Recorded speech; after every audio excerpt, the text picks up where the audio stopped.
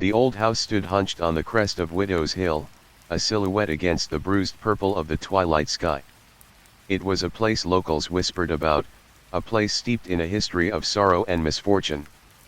They said the original owner, a seafaring captain named Silas Blackwood, had lost his entire family to the sea, wife, children, ship, all swallowed by the unforgiving maw of the ocean. He'd built the house as a monument to his grief, a grand, echoing tomb where he slowly went mad, painting the walls with portraits of his lost loved ones, their eyes following you, judging you.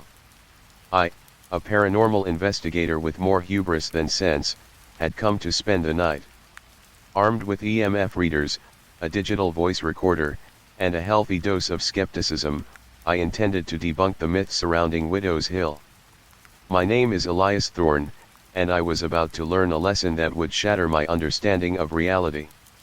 The wrought iron gate groaned in protest as I pushed it open, its rusted hinges singing a mournful tune. The overgrown garden was a chaotic tapestry of weeds and withered roses, their thorns like skeletal fingers reaching out to snag me. As I approached the front door, the air grew noticeably colder, a damp, bone-chilling cold that seeped into my marrow. The house smelled of dust, decay, and something else, something indefinable, yet deeply unsettling. It was a cloying sweetness, like overripe fruit mixed with the metallic tang of blood. The entrance hall was vast and shadowed, the only light filtering through the grime-coated windows. A grand staircase, its once polished wood now cracked and splintered, ascended into the darkness above. I activated my digital voice recorder, the tiny red light a pathetic beacon in the oppressive gloom. Elias Thorne, entry into Widow's Hill House, 7:17 p.m. Initial impressions, overwhelmingly negative. The atmosphere is heavy, oppressive. Will begin a sweep of the ground floor. My EMF reader flickered erratically as I walked, the needle jumping from one end of the scale to the other. This could be anything, of course, faulty wiring, natural magnetic fields. But the unsettling feeling in the pit of my stomach told me it was something else. The first room I entered was the library. Floor-to-ceiling shelves lined the walls, crammed with leather-bound books. Many were warped and mildewed, their pages crumbling to dust. I ran my hand across the spines, the titles whispering of forgotten lore and ancient secrets. Suddenly, I felt a cold breath on the back of my neck. I spun around, heart pounding, but there was nothing there. Just the silent rows of books, their shadows dancing in the dim light. I continued my investigation, moving from room to room. The dining room, with its long, mahogany table laid with tarnished silver and cobweb-draped china. The parlor, with its faded velvet furniture and a shattered mirror reflecting a distorted version of myself. Each room seemed to hold a lingering echo of the past, a fragment of a life lived and lost. In the captain's study, I found it, the portrait. A life-sized painting of Silas Blackwood, his eyes burning with a fierce, almost predatory intensity. He was a handsome man, even in the portrait, with a strong jawline and dark, piercing eyes. But there was something else in those eyes, a deep-seated madness, a haunting despair. As I stared at the portrait, the EMF reader screamed, the needle maxing out. The air grew colder still, and I could feel a distinct presence in the room. I swallowed hard, forcing myself to remain calm. "Is anyone there?" I asked, my voice barely a whisper. "Can you hear me?" Silence. Only the creaking of the house settling around me. I repeated the question, this time louder, more assertive. "I am here to help. I want to understand what happened here." A low, guttural growl echoed from the corner of the room. It was a sound that seemed to vibrate in my bones, a sound that spoke of unimaginable pain and anger. I froze, my blood turning to ice. I had never heard anything like it before. It was primal, terrifying. Slowly, cautiously, I turned towards the sound. The shadows in the corner seemed to coalesce, to take on a definite shape. I could make out the vague outline of a figure, tall and gaunt, shrouded in darkness. The figure took a step forward, and I recoiled in horror. It was Silas Blackwood, or at least, a spectral apparition of the captain. His eyes burned with an unholy light, and his mouth was twisted into a silent scream. He raised a hand, his fingers long and skeletal, and pointed at me. "Leave," he rasped, his voice a dry, rattling whisper. "This is not your place." I wanted to run, to scream, but I was paralyzed with fear. I could only stand there, transfixed, as the ghostly figure advanced on me. He reached out and touched me, his hand as cold as death. A wave of nausea washed over me, and I felt a strange sensation, as if my very life force was being drained away. I stumbled backward, gasping for air. The captain's figure shimmered, then vanished, leaving only the oppressive silence and the lingering chill. I didn't wait. I turned and fled from the study, running blindly through the house. I didn't care about my equipment, about my investigation. All I wanted was to escape, to get away from this cursed place. I burst out of the front door and into the night, running down the overgrown path towards the gate. The moon was hidden behind a veil of clouds, casting long, distorted shadows across the lawn. As I reached the gate, I paused, catching my breath. I looked back at the house, its dark silhouette looming against the sky. It seemed to be watching me, waiting for me to return. I shook my head, trying to dispel the image. I would never come back to Widow's Hill. Never. I fumbled with the latch on the gate, finally managing to open it. I stepped through and started to walk away, my heart still pounding in my chest. Then I heard it, a soft, mournful weeping coming from the house. It was the sound of a woman crying, a sound filled with unbearable sorrow. I stopped again, my curiosity overriding my fear. I had to know. I had to see who was crying. Slowly, cautiously, I turned back towards the house. The weeping continued, growing louder, more insistent. I walked back up the path, my steps hesitant, my hand trembling. As I approached the front door, I could hear the woman's voice more clearly. She was calling out a name that sounded vaguely familiar. "Silas," she sobbed. "Silas, where are you?" I reached the front door and peered inside. The entrance hall was dimly lit, but I could see the figure of a woman standing at the foot of the staircase. She was dressed in a long, white gown, and her hair flowed down her back like a waterfall of black silk. "Hello," I called out, my voice trembling. "Are you all right?" The woman turned towards me, and I gasped. Her face was pale and gaunt, her eyes hollow and empty.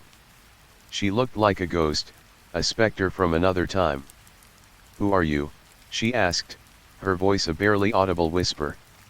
"What are you doing here?" I'm a paranormal investigator," I stammered. "I came to investigate the house." The woman's eyes widened in surprise. "Investigate the house? But Silas doesn't like strangers." "Silas?" I asked. "You mean Captain Blackwood?" The woman nodded. "He's very protective of this house. He doesn't want anyone to disturb his memories." "I understand," I said. "But I'm not here to cause any trouble. I just want to learn about the history of the house." The woman hesitated for a moment, then nodded again. "All right," she said. "But you must be careful. Silas can be very unpredictable." "I will," I promised. "Thank you." I stepped inside the house, and the woman turned and walked towards the staircase. "Come," she said. "I'll show you around." I followed her up the stairs, my eyes scanning the darkened hallway. The air was thick with the scent of decay, and the silence was broken only by the creaking of the floorboards beneath my feet. The woman led me down the hallway to a large bedroom. The room was sparsely furnished, with a four-poster bed, a dresser, and a small writing desk. "This was my room," the woman said, her voice filled with a wistful sadness. Silas and I shared it when we were first married. I looked around the room, trying to imagine what it must have been like to live here, to be married to a sea captain, to lose everything you loved to the ocean. What happened to you? I asked the woman. How did you die? The woman looked at me with a blank expression. I don't remember, she said. All I remember is waiting for Silas to come home. But he never did he? I asked gently. The woman shook her head. No, she said. He never did. A sudden gust of wind rattled the windows, and the room grew colder. I felt a chill run down my spine. We should go, I said. It's getting late. The woman nodded, and we left the bedroom and walked back down the hallway. As we passed the portrait of Silas Blackwood, I noticed something different about it. The captain's eyes seemed to be following me, watching my every move. I quickened my pace, eager to get out of the house. The woman led me back down the stairs and to the front door. Thank you for showing me around, I said. I appreciate it. The woman smiled faintly. You're welcome, she said. But please, be careful. Silas is always watching. I nodded and stepped out of the house, turning to face the woman one last time. What's your name? I asked. The woman paused, as if trying to remember. Then, a flicker of recognition crossed her face. She smiled sadly and whispered, Elizabeth. Elizabeth Blackwood. My blood ran cold. I knew that name. It was the name of Silas Blackwood's wife, the one who had been lost at sea. I stared at the woman in disbelief. She was a ghost, a spirit trapped in this house, forever waiting for her husband to return. Before I could say anything, the woman reached out and touched my arm. Her touch was cold, like ice. Thank you for listening, she said. It's been so long since I've spoken to anyone. Then, she smiled again, a sad, wistful smile, and faded away, disappearing into the darkness of the house. I stood there for a moment, stunned and speechless. I had just spoken to a ghost. I had just met Elizabeth Blackwood. I turned and ran, not stopping until I reached my car. I jumped inside, started the engine, and sped away from Widow's Hill, never looking back. The next day, I did some research on Silas Blackwood and his family. I found a photograph of Elizabeth Blackwood, taken shortly before she disappeared at sea. It was the same woman I had seen in the house. The resemblance was undeniable. But there was something else I found, something that chilled me to the bone. An old newspaper article, detailing the discovery of Silas Blackwood's body. He hadn't died of old age, as the locals believed. He had been found hanging in the attic of his house, a suicide. The article mentioned a suicide note, found clutched in his hand. In it, Silas confessed to murdering his wife. He had grown tired of her, he wrote, and he had pushed her overboard during a storm. He had then returned to the house and painted her portrait, a constant reminder of his guilt. He hadn't lost his family to the sea. He had become the monster that stole them. And then I realized something else, something far more terrifying. The woman I had spoken to in the house hadn't known how she died. She remembered Silas, their marriage, but nothing of her death. That meant, she was reliving it. Trapped in an endless loop of waiting, oblivious to the truth of her husband's betrayal and her own murder. But Silas knew. He was there, in the shadows, watching her, tormenting her. He wasn't protecting the house. He was guarding his secret, trapping her there with him, forever. And the chilling detail that stayed with me, the one that made me question my own sanity, was something Elizabeth Blackwood had said. She had thanked me for listening, saying it had been so long since she had spoken to anyone. But I hadn't been alone in that house. I had recorded everything. I rushed back to my car, frantically searching for the digital voice recorder. I found it, tucked away in my bag, and pressed play. The recording started, capturing the sounds of my entry into the house, the creaking doors, the rustling leaves, the ticking of the EMF reader. Then, my voice, asking questions, making observations. But there was nothing else. No ghostly whispers, no mournful weeping, no conversation with Elizabeth Blackwood. Just silence. Empty, echoing silence. I listened to the entire recording, my heart pounding in my chest. There was absolutely no evidence that I had spoken to anyone. It was as if the encounter had never happened. I checked the recorder, the batteries, everything. It was working perfectly.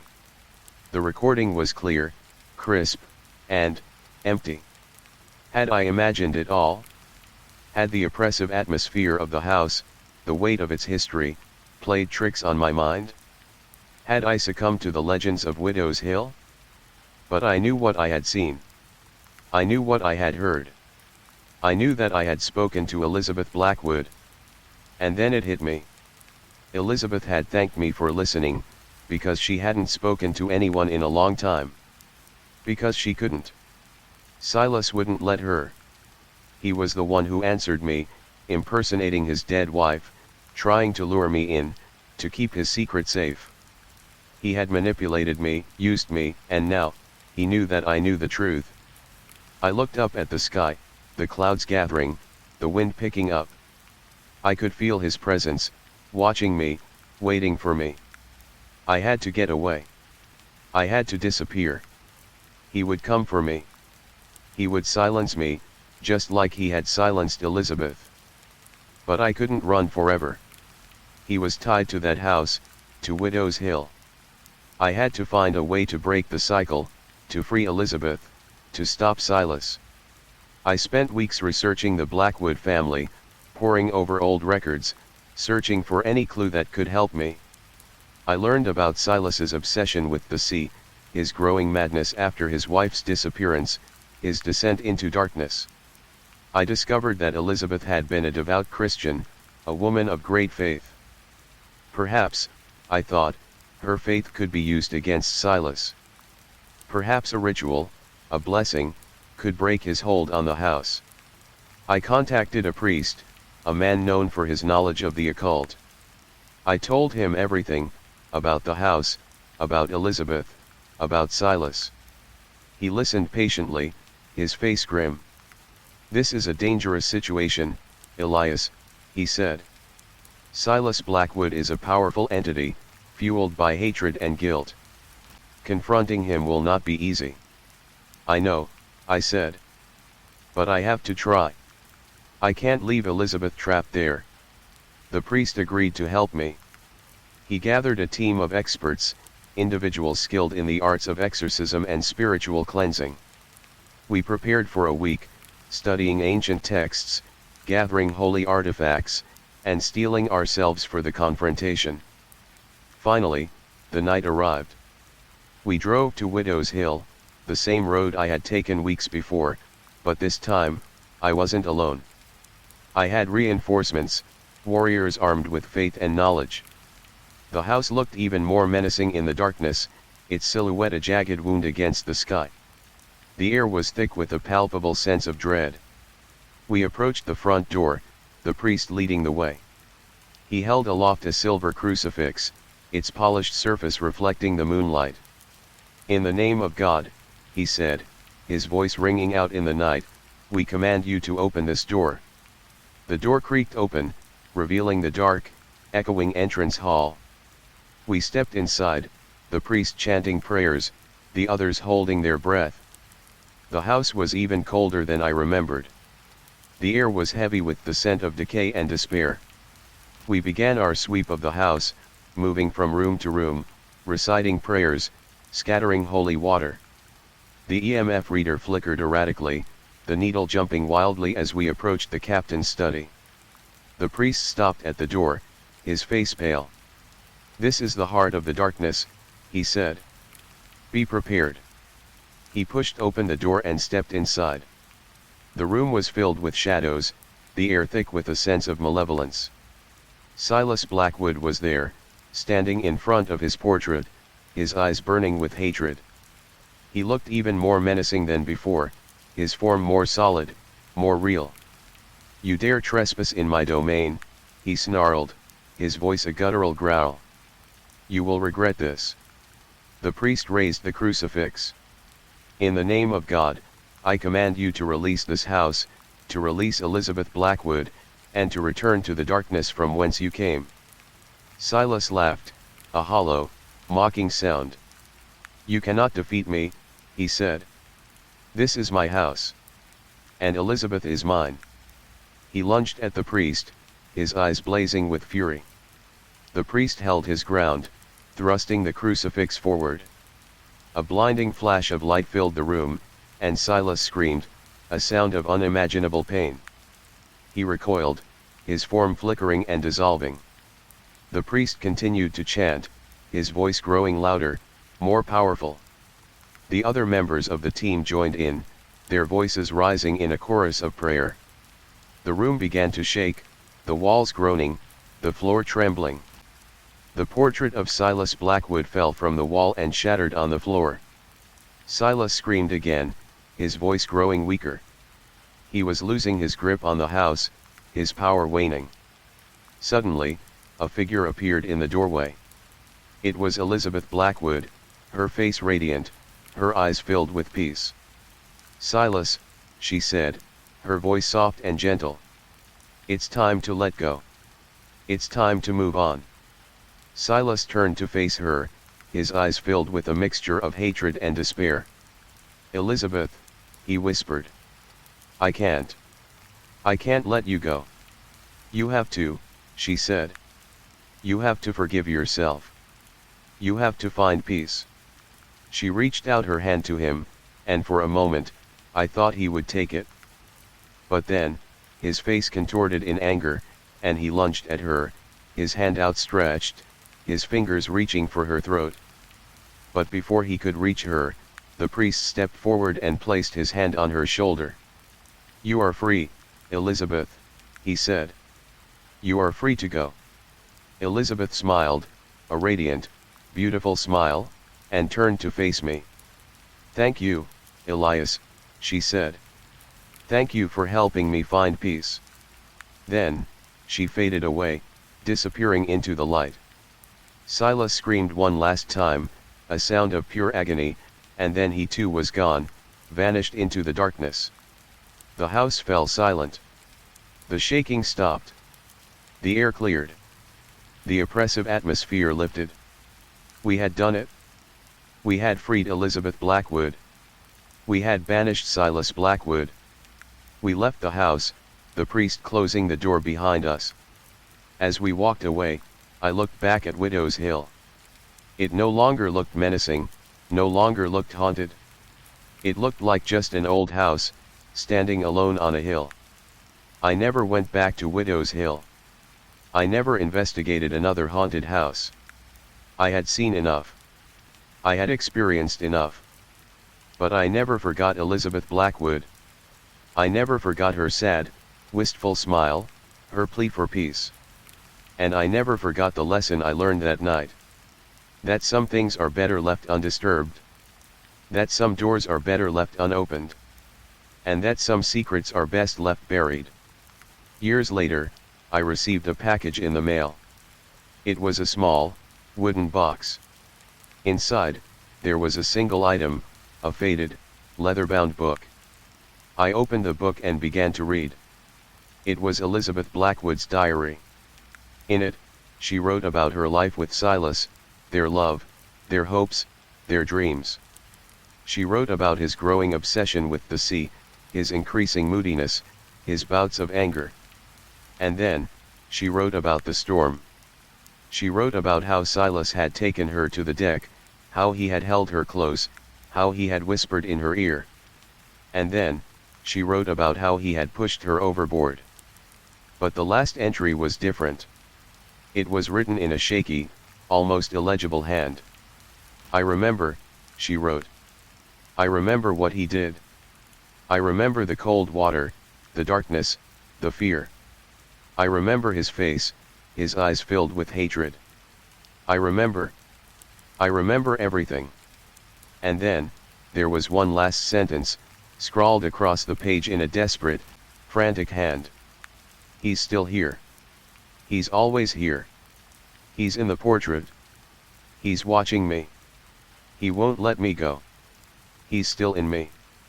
I slammed the book shut, my heart pounding in my chest.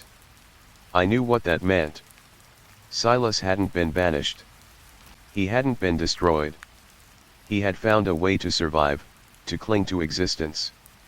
He had transferred his consciousness, his essence, into Elizabeth's diary. He was waiting. Biding his time. Patiently, meticulously planting the seeds of influence. He was waiting for someone to read the diary. He was waiting, for me. I looked down at the book in my hands, the leather warm against my skin. It felt strangely alive. I could feel his presence, a dark, malevolent energy swirling around me. I could hear his voice, a whisper in my ear. "Hello, Elias," he said. "It's good to be back." And then, I knew. It wasn't over. It was just beginning. The horror of Widow's Hill had followed me home. And it was about to become a part of me. Forever. The unsettling truth dawned on me, chilling me to the core. I wasn't just a witness, I was now a vessel.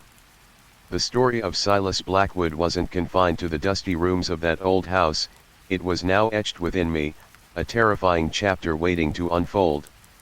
The eerie silence that followed the discovery was deafening, broken only by the frantic thumping of my own heart. The old house on Widow's Hill had finally claimed its last victim, not with death, but with an eternal haunting far more sinister.